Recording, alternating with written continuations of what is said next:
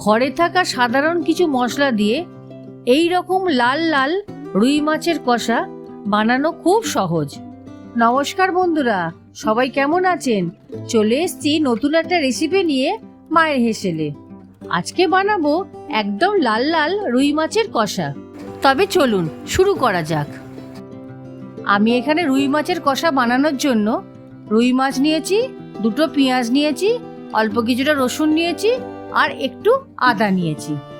পেঁয়াজ দুটো আমি গ্রেট করে নিচ্ছি। এবার রসুন আর আদাটা গ্রেট করে নিচ্ছি।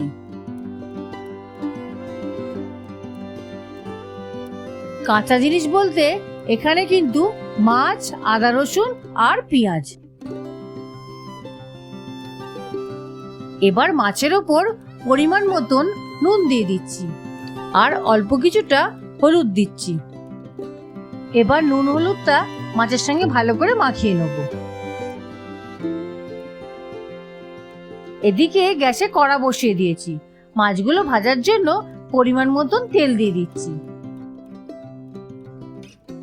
তেল গরম হয়ে গেছে। এবার তেলটা কড়ার চারিদিকে ঘুরিয়ে নিচ্ছি, দিয়ে মাছগুলো ভেজে নেব।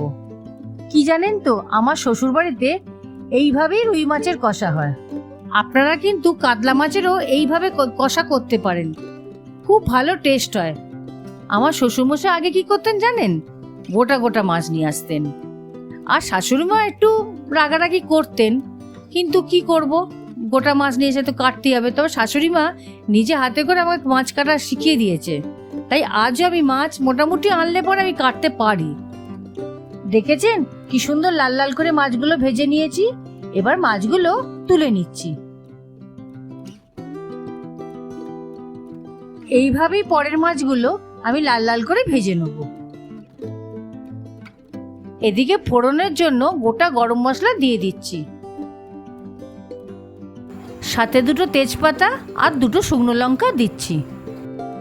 ফোড়নটা হালকা একটু ভেজে নিচ্ছি।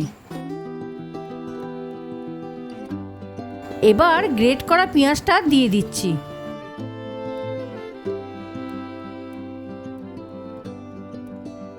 পেঁয়াজটা হালকা লাল লাল করে ভেজে নেব।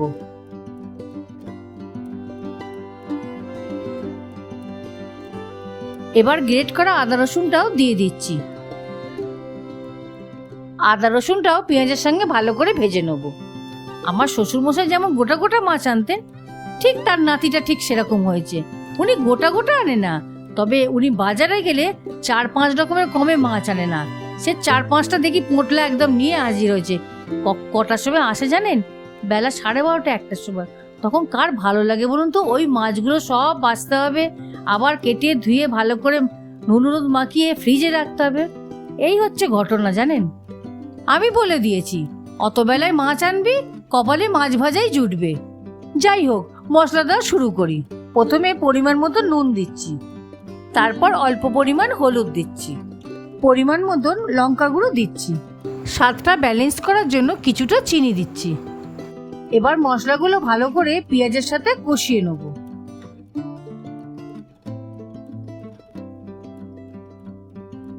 এবার বেশ কিছুক্ষণ কষানো হয়ে গেছে। কষানোর পর বড় চামচে 1.5 চামচে টমেটো সস দিয়ে দিচ্ছি।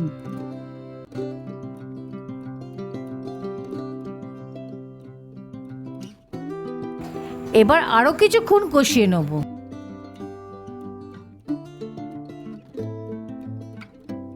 সামান্য একটু জল দিয়ে কষাবো, যতক্ষণ না মশলা থেকে তেল ছাড়ছে। দেখেছেন কত সুন্দর তেল ছেড়ে দিয়েছে? এর মানে মশলাটা খুব সুন্দর কষানো হয়ে গেছে।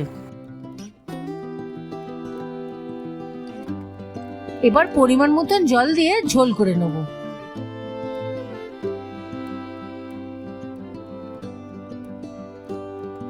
দেখুন ঝোল খুব সুন্দর ফুটে গেছে। এবার মাছগুলো একটা একটা করে দিয়ে দেবো। চাপা দিয়ে 5-7 মিনিট মতন ফুটিয়ে নেব। বাহ, খুব সুন্দর ফুটে গেছে, বেশ গাঢ় গাঢ়ও হয়ে গেছে। আপনারা কিন্তু ঠিক এইভাবেই গাঢ় গাঢ় করবেন। চলুন এবার পরিবেশন করা শুরু করি। এইভাবে রুই মাছে লাল লাল করে কষা আর সাদা প্লেন ভাত হবে। জানেন তাতে কি হবে? আপনার পেট আর আপনার মন দুজনেই একসাথে বলবে, এক কথায় জমে গেছে। কি কেমন লাগলো এই রকম ঘরোয়া মশলা দিয়ে রুই মাছের কষা? নিচে অবশ্যই কমেন্ট করে জানাবেন। এই চ্যানেলে নতুন হলে সাবস্ক্রাইব করবেন আর লাইক করতে যেন ভুলবেন না। তবে দেখা হচ্ছে নতুন কোনো রেসিপি নিয়ে। আপনারা ভালো থাকবেন, সুস্থ থাকবেন আর আমার সাথে নতুন নতুন রেসিপি বানাতে থাকবেন।